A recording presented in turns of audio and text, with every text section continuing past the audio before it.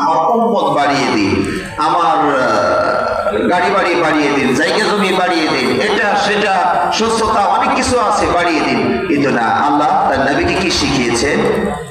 আল্লাহ আমার জ্ঞান বাড়িয়ে দিন। যার কাছে সরাসরি আল্লাহর কাছ থেকে জ্ঞান আসে সেই ব্যক্তিকেও যদি আল্লাহ বলেন যে আরো চান, আরো চান, তাহলে বোঝা যায় যে আমাদের জ্ঞানের প্রয়োজনীয়তা কত বেশি। আল্লাহ রাব্বুল আলামিন তার এত মান, এত মর্যাদা, অনেক কারণ, অসংখ্য কারণ। তার মধ্যে হতে অন্যতম কারণ হচ্ছে আল্লাহর চেয়ে মহাজ্ঞানী আর কেউ নেই। সৃষ্টি জগতে সবার এলেম এক পাশে, আল্লাহর এলেম আর এক পাশে, কুলকানারা পাওয়া যাবে? আল্লাহর যে কি পরিমাণ জ্ঞান, এটা আল্লাহ যেমন অসীম, তার যেমন প্রান্ত সীমা নেই, তার জ্ঞানেরও তেমন কোনো প্রান্ত সীমা নেই। তার সৃষ্টি জগতের দিকে তাকালেই তার জ্ঞানের পরিমাণ, সক্ষমতা কিছুটা হলেও আঁচ করতে পারবেন।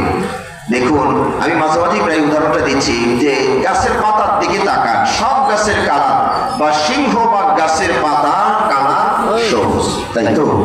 হ্যাঁ, কিছু ব্যতিক্রম আছে। এই পাতাগুলো এক একটা গাছের পাতার ডিজাইন আর এক গাছের পাতার ডিজাইনের সাথে কি মিলবে? বলুন, কত লক্ষ কোটি গাছ আছে, কারো ডিজাইনের সাথে কারো ডিজাইন মিল নাই। কোন পাতার স্বাদের মজা, টেস্টের সাথে আর এক পাতা মিল নেই। আম পাতা চাপাইলে একরকম লাগবে, জাম পাতা চাপাইলে আর এক রকম, লেবু পাতা চাপাইলে আর রকম, তেঁতুল পাতা চাপাইলে দেখবেন আর এক রকম। কোনটার সাথে কোনটা মিল নাই।